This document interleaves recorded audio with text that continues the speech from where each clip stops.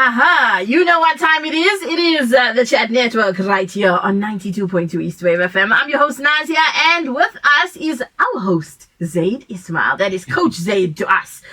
So, yes, Assalamu alaikum wa rahmatullahi wa barakatuh. Wa alaikum assalam wa rahmatullahi wa barakatuh. How are you, Coach Zaid? I'm questioning my sanity today. Okay. 15th of Ramadan. How is it going for you? Oh, that's just too quick. Yeah. Way too quick. Yeah. It's like previously I said, hey, we're already halfway through February for this year.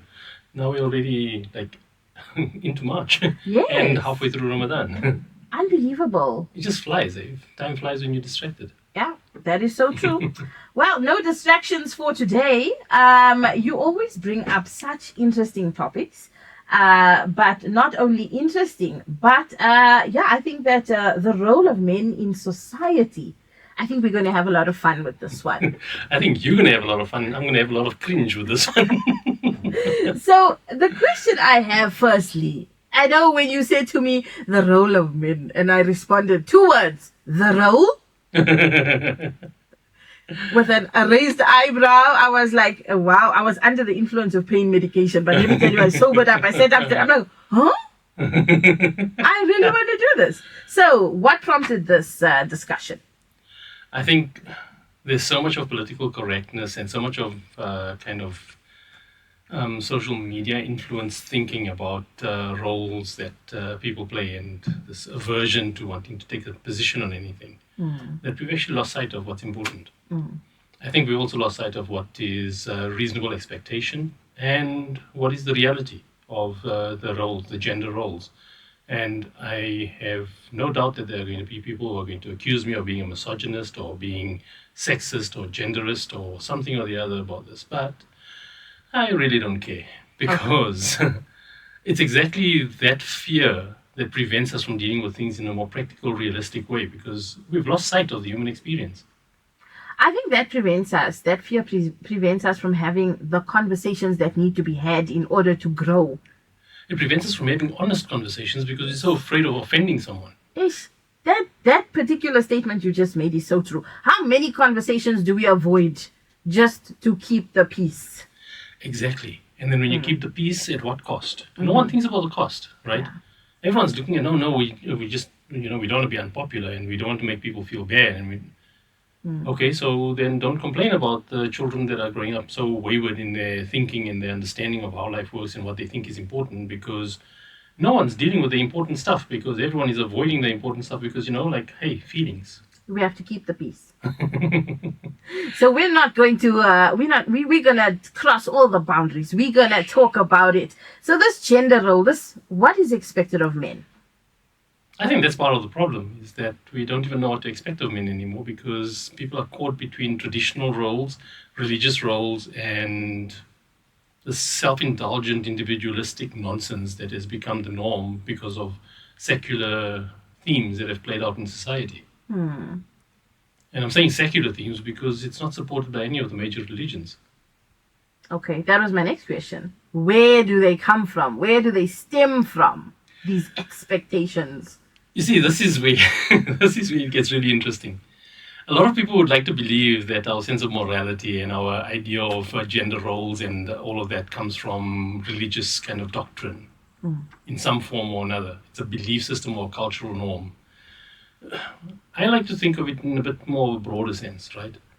If indeed that was the source, how did it get to that point either? How is it that these things have such universal applicability, appeal, relevance, that there's such consistency across such varied belief systems and cultural systems that you have consistency in it? And you have some exceptions here and there, but you'll get the fool every now and again will point out what the exception is and they'll ignore the 8 billion people who are not living by that exception. So there's always going to be exceptions to every rule, right? Especially when it comes to human behavior and human norms. But we're not dealing with the exceptions. We're looking to help what is being normalized. We're looking to see what is going to create harmony, what is going to create balance, what is going to create wholesomeness and goodness for our progress as human beings. So when we look at our like humankind, and you think back to our origins, men, protectors and providers, women, nurturers and homemakers. Yes, and as much as we want to think that's about cavemen, this and all of that, and our ancestors and all of that, no. Look at it till today, and you'll see those when things get real, those are the roles that we naturally affiliate with. And when you stop making a man feel like they protect and provide, what do you then do? You then make them very angry because you're denying them what it is that comes naturally to them. Not only that, the biggest problem we've got is that we've reduced men to utility. Yes. And just to explain that, because I don't want to lose the message in the jargon or anything, right? But it means that we are so quick to say that it's men's duty to do this, do that, and do the other thing, that if they fulfill their duty, there's nothing meritorious about it. There's nothing commendable about it. So I say, okay, well, let's assume that to be true. Let's assume you're just doing what you're supposed to do in the first place, because this is a common theme in our community, right? Yeah, you're supposed to do that. So what you want? You want a naughty badge, you want a pat on the back, right? It's my right. Yeah. Yeah. But what does it take for someone to fulfill their duty? Because the only time we notice the human is when we got a gripe about them when they're not fulfilling their duty. And then we forget all of the sacrifice and all of the effort they put in to fulfill the duty in the first place. So this individualistic nonsense that we've got going, where everyone is hyper-individualistic about everything, about me first, this me first mentality, it's completely destroyed social bonds and social fabric. And now we're experiencing the reality of the consequence of that destruction. And now we're complaining because we're trying to reshape gender norms according to New Age thinking and modern psychology. And what does modern psychology say about the role of men? You know, to be honest, I actually don't care. And the reason I don't care, I'm really not doing myself any favors today. The reason I don't care what modern psychology says about it is because modern psychology is modern. It doesn't factor in the eons of lived experience.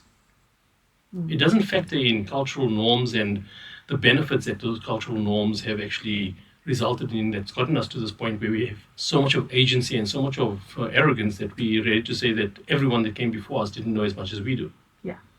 That's the ridiculousness. We've lost generational wisdom. We've lost ancestral wisdom. We've lost just so much because we think we've gotten too clever. The thing is, modern psychology is influencing our current generations, and therefore increasing that loss. And for that, we're going to pay a price. We're paying the price, and I'll tell you who in this case I would like to blame for that. I would blame the traditionalists for that. And the reason I blame the traditionalists for that is because they were so stuck on ritual and tradition and custom that they didn't bother to connect the generations that came after this with the value of why it was important to do that, and why it was important to maintain those traditions, and why it was important to maintain those customs or those structures or those hierarchies or whatever it is. They didn't share the wisdom. They only shared the fear of non-compliance with the ritual. That is so true. When you say fear of non-compliance, I'm just thinking back to when I would ask my dad certain things like, why are we going to visit these people every Sunday? Like, why must we see everyone, you know? And he would just say, get in the car. Yes. We are going. And I'd be like, but like at school, you're being taught that you must ask questions. Yeah. Right? You get home and you're like, you don't question your elders. But even in that, there's a third conflict, right? Yeah. Because you get that conflicting view from school versus home, but also at school, you're allowed to ask a question only if you're willing to accept their answer. If you're not willing to accept their answer and you question that, then you're also problematic. Yeah. So now you can't apply your mind critically in school or at home. Yeah. And then we expect to raise critical thinkers. Yeah. Mature individuals who are grounded in reality and understand the kind of subtleties and the nuances and the intricacies and the complexities of life. Yeah. True. No. How's it working out for us? It's not. It's really not. Because if I'm thinking back to gender-specific roles, dishes are for the girls. You know, when we were growing up, there were certain chores, like if you think of it, our brothers were outside in the yard with the broom and the spanners and whatever, Yes. and we were in the house like, you must learn the Indian delights. Or you will fail in life. Do you Yeah. understand? If you can't roll around roti your mother-in-law, you will Exactly. embarrass our family name. And I'm like, You're not ready for marriage yet. You're not make roti. yeah. I was like, I'm doomed. Can't fold a samosa to this day. I don't know how I'm managing. But gender-specific roles that we were, basically, it was taught to us from the time we are young. Yes, but I think we need to go a bit deeper than that. Because that's talking about life skills and chores. It's not talking about roles. Your role is not what you must do as a chore in the house. Your role is about what is it that you contribute towards the balance of the home. Yeah. The balance of life. So a man doing dishes is not a liberated man, nor is it a man who is living under petticoat government. It's just a man who understands the value of maintaining the home along with his partner in that way. But you see, this is the problem, right? We've placed so much of emphasis on what it means if you go outside of your norm that people think that that's like something special these days. And that leads to all the problems, because you go into relationships and marriage and things like that with this expectation that this is my responsibility, that's your responsibility. Okay, great. So what's the point of the marriage? I thought the point of the marriage was supposed to be that you're looking to build something together. So you recognize and identify and come to terms with what are your strengths and weaknesses between each other. What is it that comes easy to each of you? Because there's no shortage of examples of men who cook and women who don't, right? So the gender roles are not about the chores.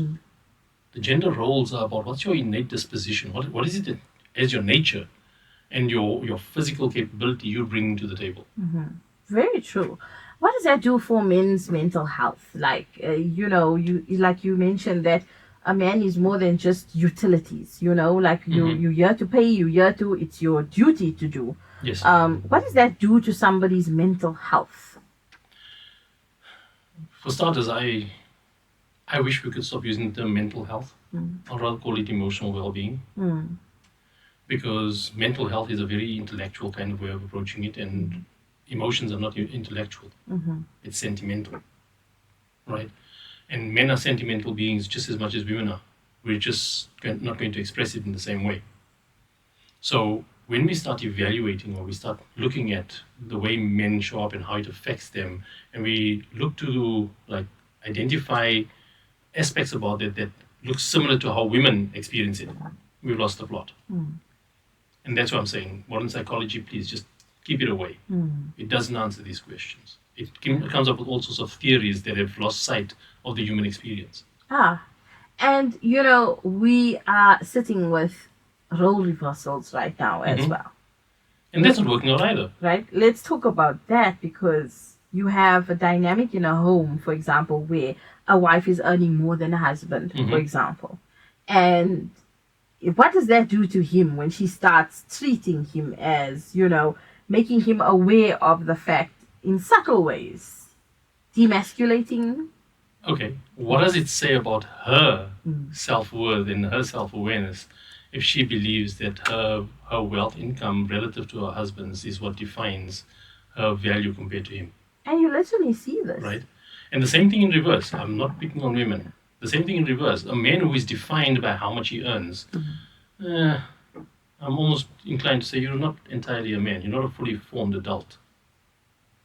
And that's the problem, is that this cultural norms that we've established, it doesn't allow us to develop into fully formed adults. It allows us to develop into responsible, chore keepers or something along those lines. It makes us so focused on, if I'm doing what I'm supposed to do, then I have expectations and entitlement. And that's where the problem gets even worse now, because now from the wife's part, if she's doing something that he was supposed to do according to those norms, then that gives her more entitlement than what she should have already had in the first place. And that's how you just don't see each other anymore. You're now competing with each other, and you're comparing notes and you're keeping score, And that's where the KPIs and all that nonsense comes in Yeah. again, right? Yeah. Because you don't see the human you're with. You're not building something together. You're busy competing for who's doing more because you're so insecure in your own self-worth that you need to be validated by your partner with everything that you do. And there's a lot. By the way, I want to issue a disclaimer. Next week we're talking about the role of woman. So we're not picking on nobody. It's equality for all. But yeah, it's so true, because the role of men and that's why I said this theme. How do we fix this? What do we do now? What is the right way? How do we proceed? I think the first thing we need to do is recognize how it is that our self-worth has become distorted by a lot of what it is that's prevailing. So men are getting more aggressive about being undermined because they don't know how to compete with the kind of norms that are setting in. Then you get other men who are they like really immersing themselves in this new reality. And I've even had a case where one guy went as far as saying that perhaps his fate was to get his income from his wife. Now, as much as that sounds like ridiculous or problematic, my question is, what does it say about your self-worth when you are willing to abdicate accountability for your contribution towards your home, right? And that's the problem. It's a self-worth issue more than it is a mental health or psychology issue. Are they ready to hear that? When you go back and say, listen here, I'd like to raise this with you from this point of view, is it well received? Usually not. But it depends on how you approach it, right? If you're going to approach it from the fact that, hey, you're wrong about something and I need to correct you, but I'm going to try and correct you in a very nice way, you're still approaching it in a very condescending manner. But if you're focused on, hey, we have a problem here and this is how it's affecting me, and this is what I want you to understand about how I'm experiencing your part in this, right? And you don't have to be in that kind of formal tone. But I'm saying that's the focus it's supposed to be. And the problem is that we've got so formalized in how it is that we have these conversations, even between two intimate partners, that, like, who are you talking to? Are you talking to someone that you have as an intimate partner in your life, or are you talking to someone who's your adversary? And that's the problem. I see so many couples being antagonistic towards each other.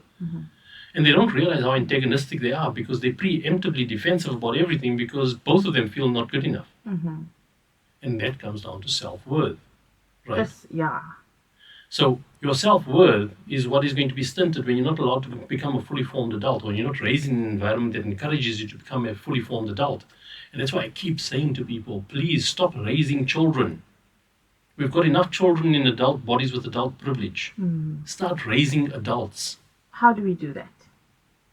You talk to your child where they're at in life, and then you are encouraging them, you're developing them for the next stage in life. You're not raising a child, and then when they get to 18, you better start adulting now. Like, come on. Where did we go? Where did we go wrong with this?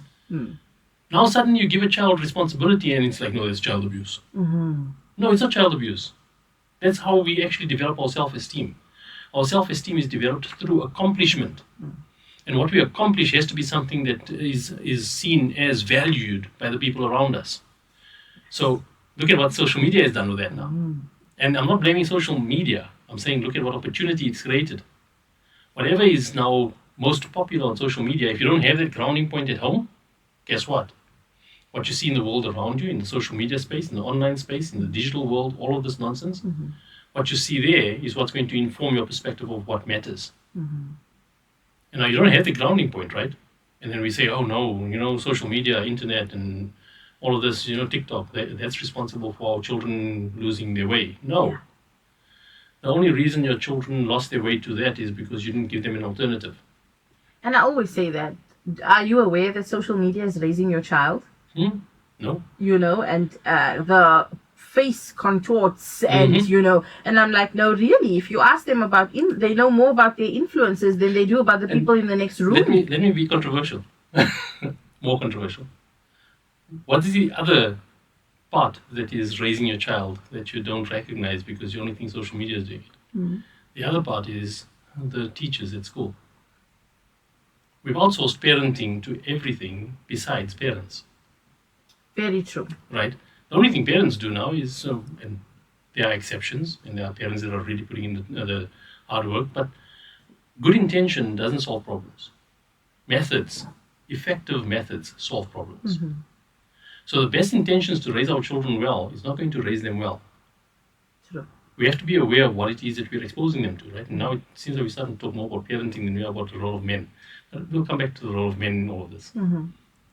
But if we're not aware of what it is that we're actually impacting and imparting to our children in how they experience us in our role as parents, then we're not going to realize that we're expecting school to teach them discipline and respect and good manners. And then the teachers must deal with their rowdiness and their crass behavior in the classroom. And when parents are approached about that, the parents' response is like, hey, not my problem. He's your problem in school. Or she's your problem in school. Right? And then they go to afternoon school or madrasa or something, and there's the same outsourcing there, and then they get home and they're on their devices because, parents have had a long day at work, income home and all of that, so who's got the time? So we just make sure you're doing your homework, and we make sure that you're getting good marks, and we make sure that you're not going overboard with social media. So you have your routine and you have your bedtime, and that's it. Okay, so where are they developing values from? Where are they experiencing what is important about life, not about acquiring things, not about achieving social stature? Life itself, how does it work? How do they show up for a partner? They're not getting that. And that's the true education.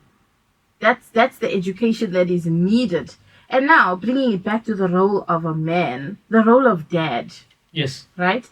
If I think back on my own, my dad was not an emotional person. He was there like, I'm working. Yes. Game face, poker face, Yeah. I'm working. Talk to your mother. Ask your mother. I don't know. And it was sort of like a shrug off, Yes. and like looking at then I had it in my mind that, okay, a father is there to work and provide, and he leaves and he goes and he comes back, and like how then do you base your view of the role of men when that's what you see growing up? That influences your view Yes. of the role of men. Protect and provide. And here's the thing, right? How you experience the role of that parent, your father or your mother, in your personal interactions with them, not in the role that they're fulfilling for you and doing their best to give you a good life. Yeah. How you experience them in your personal interactions is what will determine whether or not you want to reflect their behavior in your adult life, or do you want to do things other than what they've done because you just don't want to be like them? Absolutely. Right? And then you get kids who are now ready to get married, and the only thing they know about marriage is how they don't want to be. And they think their ideals about how they're going to show the world, how they're going to do it better than their parents and all of that, they think that's going to get them through. That's the good intention. Good intentions, like they say, the road to hell is paved in good intentions, right? Madonna. Because your methods cause destruction. Yes. And you have the space to unlearn. Unlearning is a result of your curiosity. It's about you holding yourself to a higher standard. Unlearning is not some elaborate process you've got to go through with a psychologist or a psychiatrist or some guru or something, or a coach or a therapist. Unlearning is your willingness to want to be better. I think it's so important for us to highlight the fact that people now don't even know what unlearning looks like. It's better to blame it on your parents until you're 45. Yes. Or 50. Yeah. And that becomes the excuse that gets you out of every argument. I need therapy. I'm damaged. I don't know why I did what I did. This is what I saw growing up, And that's also a thing that we face now, is that it's a cop-out. Yes. It's a cop-out because of how we feel about what will happen if we get it wrong. Right? So unlearning is a consequence of curiosity. If I'm curious and I learn something new, it means that what I knew before that something new that I learned, I have to discard it because I learned something that negates it, that offsets it, right? So I might have thought that the sun revolved around the earth, and then I discovered that, oh no, it's actually the earth that revolves around the sun. So I have to unlearn the previous fact. It can be scary, it can be uncomfortable. Right, but that's the thing. what prevents us from wanting to be curious? A low self-esteem. Because I'm afraid of what would people think if I make a fool of myself because I thought it was like this and it turns out to be something else. So that's why people are averse to unlearning or changing how they approach things, is because of the fear of making a fool of themselves because they don't have enough self-worth. Now, your self-esteem, and this is something that I think will be very close to your heart, your self-esteem is derived from your relationship with your father. Yeah. Not your mother. Yeah. Your father. And 100% of substance abuse cases that I've encountered in the work that I've done, even over life, people that I've met who are having difficulty with substance abuse, 100% of the cases was that in their mind, they thought they weren't good enough for their father. Yeah. In their mind. And I'm emphasizing in their mind because their fathers didn't realize what impact they were having on them. Of course. Right? Yeah. So it doesn't mean the father was a bad person. Doesn't mean he was absent. It's just that you are so distracted by what you wanted to get them to achieve and what you wanted to get them to acknowledge and to grow up to be and all of that, Yeah. that they didn't see their child. And this applies to both boys and girls, men and women. Right? It's not specific to boys or sons with their fathers. Women who experienced problems with substance abuse, exact same thing. They felt as if they weren't significant enough to their father. That is very interesting. Now, you consider why is it that you believe that you weren't good enough for your father. And a simple example that demonstrates it is every time I had a suggestion about something or I was interested in something, my father shut me down or he just didn't pay attention. So men need to realize exactly what impact they have so that they can get out of their heads and get over themselves and stop feeling sorry for themselves and needing everyone to understand how difficult it is to be a man. It's difficult to be a woman as well. But everyone's so full of self-pity these days that they want the whole world to acknowledge their struggle before they're willing to do more than that or do something about it. That is so powerful and so true. How do you affect the people around you with that defunct belief system at your core? Most people don't know. Honestly, majority of the people, 99.9% of people that I encounter have no idea what impact they have on the people around them. And it's really, you know, they say it's a man's world. It used to be. BEE and all of that just made sure, and affirmative action just made sure that it wasn't a man's world anymore.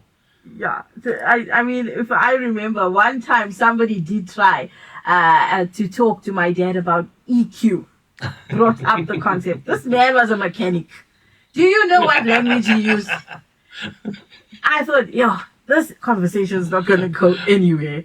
They're like, she's a girl.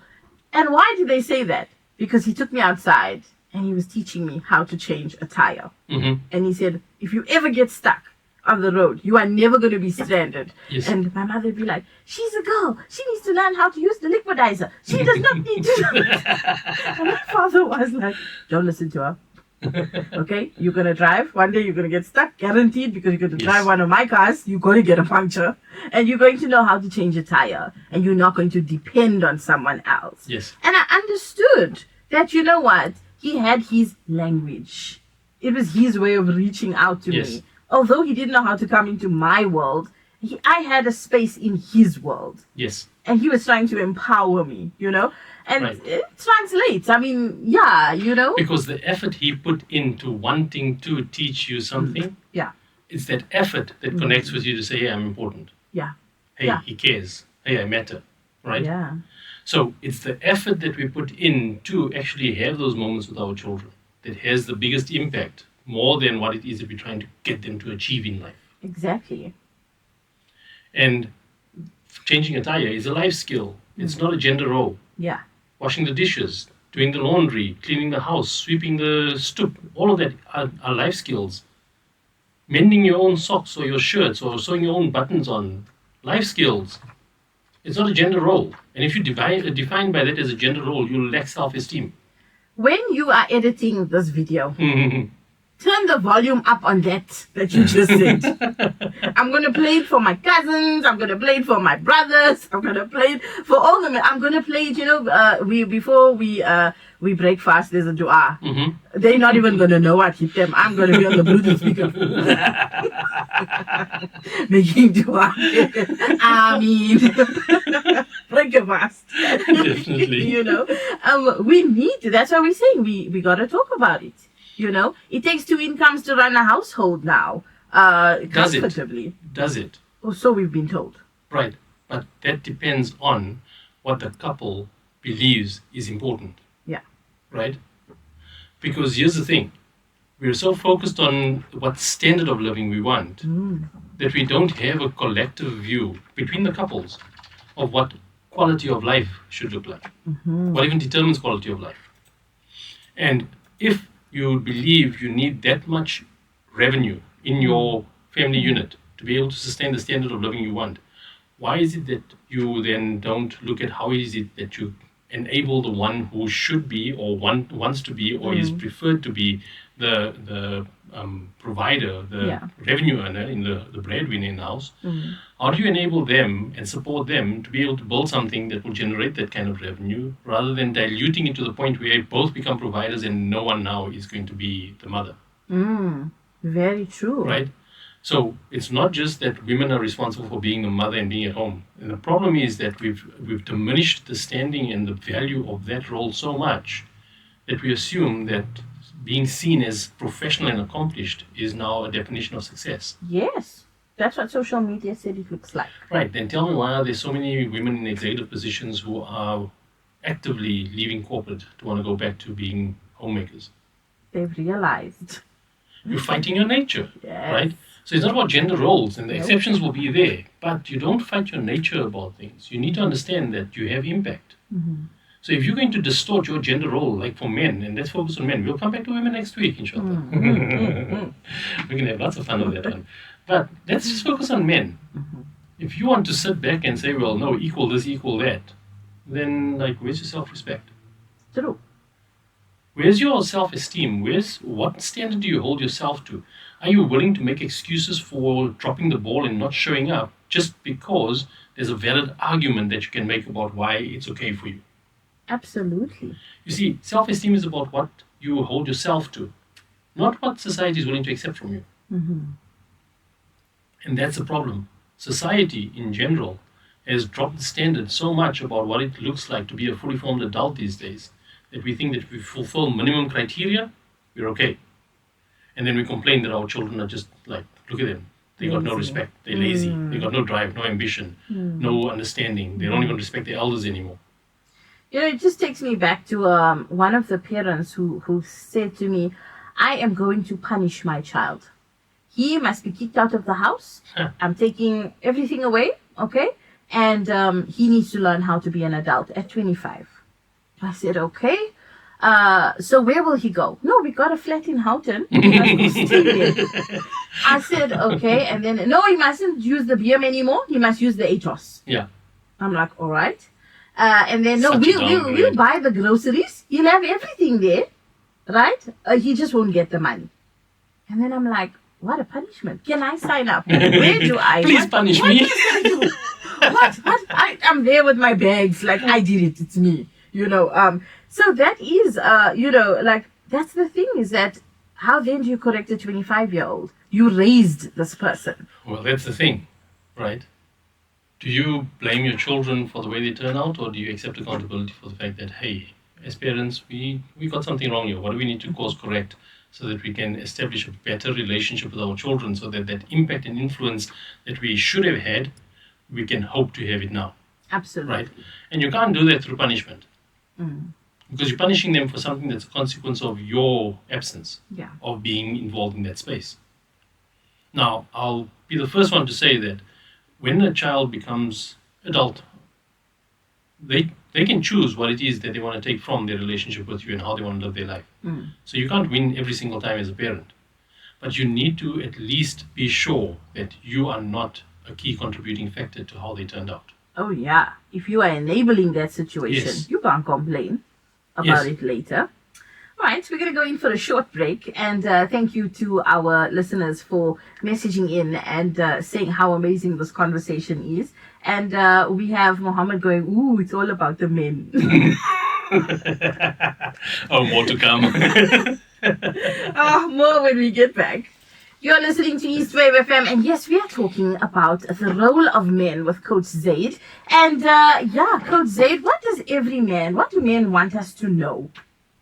I think, if anything, men don't operate in that way. They don't want you to know anything. Right? They just want you to appreciate their efforts. Yes. And how you appreciate their efforts, that's always been a very contentious thing.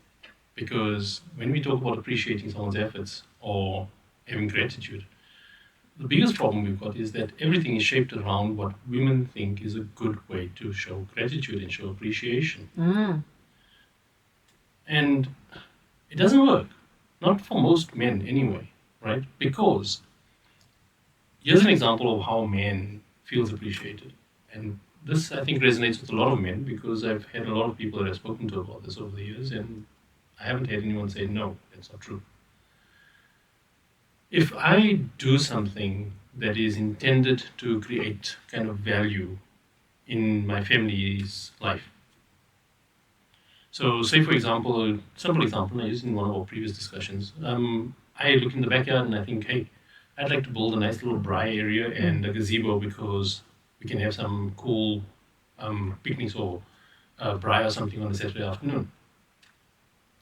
And every weekend I come home and I say, hey, let's go and do a braai in the backyard. And the only response I get from my wife and my kids is like, no, we're tired of being in the house, we want to go out, let's go to this restaurant or that restaurant. I say, okay, cool, let's go out. And the next weekend again, I come home and I say, let's go and do a braai in the backyard. Let's like have a picnic in our backyard. No, we busy, or we got this show coming up, or we got that thing doing, or we're going to this friend or something or other. And it just never gets used. And what that tells me as a man is that my effort to want to have that moment in that space that I created for my family doesn't matter. Which means that I don't matter. And the reason I don't matter is because you've reduced me to utility. I must just provide, and you'll decide what you want to do with what I provide. And there's no shortage of men who feel completely irrelevant when it comes to that sort of thing. Because the way you appreciate a man is by what you do with what he provides or does for you, how you experience and value that. The way you appreciate a woman is sentiment and gifts and recognition and overt affection. You can give a man all the hugs you want, but if what he's providing for you, you're not appreciating, those hugs mean nothing. Right? So men are not the same as women. And we need to stop expecting them to respond and express themselves the same as women. And I think you're right. People lose sight of the human behind the duty. Exactly. So you have to see the human and what they are exerting themselves in to be able to achieve that outcome, not just whether the outcome is acceptable or not. When you see the human, you get a completely different side to the person. Absolutely. I agree 100%. And as we're talking about it, it's like you see your life unfolding. Yes. So it's aha moments. And I know that the listeners are experiencing this as well. We get so caught up in the duties. We get so caught up in the providing, in the fast lane. We lose sight of the important moments and the needs of each human being. Not the needs of a husband and the needs of a wife. And we're polarizing everything. And it's creating a gap in between. And that's why what we were talking about earlier about like changing a tire and doing the dishes and all that, it's not gender specific, right? It's life skills, like I was saying. And the thing is that life skills in that way, those are the things that you can get depending on who's got the skill in the home. Like sometimes, say for example, let's reverse the roles. The man is the better cook in the home, right? And this is not it's not an uncommon thing. It's a fairly common thing, right? Yeah. I mean, the majority of chefs around are men, right? Yeah. So let's assume the man is the better cook in the home, but the mother is better at cleaning up or maintaining the home, right? Then the children will have to learn the cooking skills from their father, not from the mother. Yeah. And they'll learn how to keep a home tidy and take pride in your home and keep it in a decent state and all that from their mother. By and large, the mother establishes the value system in the children. The father teaches them skills and how to actually exercise that value system in a way that's beneficial to others.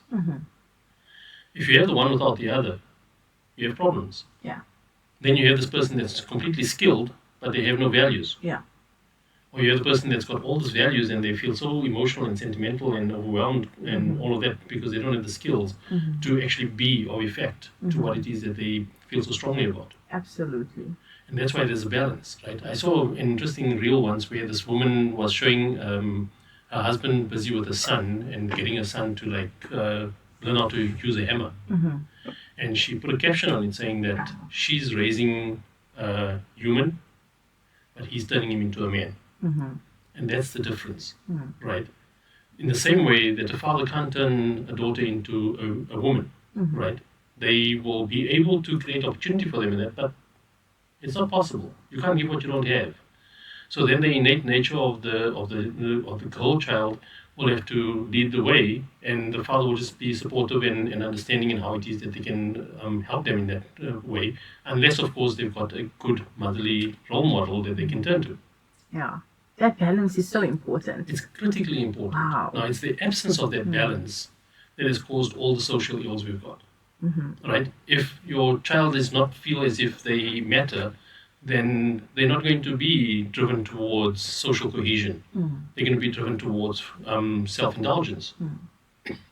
And they're going to go towards people who feel equally strong about self-indulgence. And then in that, they're going to find their bond because, hey, you get me and I get you because we know, hey, life is tough and our parents were like this and all of that. Exactly. And then they form unhealthy bonds in there and they convince themselves that this is what's important in life. How very true. And it's a pattern. It sticks out. And I hope that I know our listeners are definitely picking up on this. The good side to learning how to change a tire if you're a girl is years later, I met my now husband and guess what? We got stuck with a puncture. And guess what? Did you have to change the tire? I was there it's like first date vibes and you're just like, oh my goodness, I'm such a girly girl. Yeah. Oh. And then this guy's like, we have to call the AA. And I'm like, why? And he's like, because the tire, and I'm like, it's a tire, like low key inside voice. I'm like, my father changes a tire in 3 minutes. And you don't need to do the same now. Let me not demasculate you. But and I'm like, it just slips out of me. Do you have a wheel spanner? And I said, do you know where it is? And then he's like, I'm still trying to play coy. And then I'm like, please open your boot. And he gets a shock. Then I'm like there, lifting up that backboard. There's the tire, there's the jack, there's a wheel spanner. And he's like, can I help you? And I'm like, yes, you can. You can undo the wheel nuts, just get the jack. And I'm there like, oh my goodness. Like, wow, thank you, Dad. Thank you so much. Exactly. I appreciate you. See, and here's the thing, right? In that moment, it didn't swap gender roles. No. It just means that you were a capable woman. Yeah. It didn't turn you into the man. Yeah. And that's what we lose sight of. Yeah. Just because someone's doing something that traditionally or normally is being done by the other gender doesn't change your gender role. No.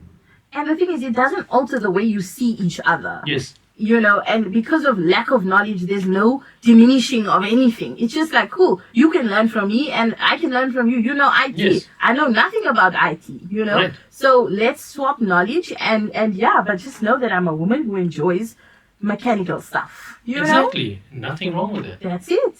So we shouldn't be intimidated And by there are many who enjoy knowledge. baking. Yes, very true. Nothing wrong with it either. Very beneficial. Very beneficial. So yes, it is. What do you want men to know about today's topic? I think you need to improve your self-awareness more than anything else. You need to become more aware of the impact you have versus the impact you intended to have. Because so often we focus on the impact we intended to have and we see how it's being received and we just blame other people for not appreciating us. Meanwhile, we don't realize that the way we come across is not as sensitive as we should be. Yeah. Understand the impact you have on society, understand the impact you have on your children, especially. And when you stop competing with your partner because you think they're not appreciating you and they're not treating you like a man, they're not respecting you and all that, the moment you're demanding respect, you lack self-respect. True. Right? The moment you demand that someone has to treat you with dignity, you're giving up your dignity. You have to own your space, you have to own yourself. You have to show up and stop making excuses for the things that are difficult figure it out, because that's what men do. Men are problem solvers by nature. We're analytical by nature, which is why we're not so sentimental compared to women. Women are nurturers by nature. And there's one thing that I keep thinking about recently, and I want to test it. And if anyone disagrees with me, please challenge me on this, because I really want to know if there's merit to this. I honestly believe that a man who is weak ends up strengthening a woman, because she has to be stronger to fill in the gap. But a woman who is weak ends up weakening a man, because they destroy him. Because his sense of self is so dependent on knowing that he's enough for someone to feel joy or comfort, or feeling good about life, right? And there's no shortage of men that I've spoken to who will tell you how it is that when they don't have that kind of peace in their companionship with their wives at home, that on their way home, they actually dread pulling into their driveway. And I can tell you from personal experience, that is the worst feeling a man can have, is knowing that the place that he is working his heart out to provide for his family is not a place that he looks forward to being in.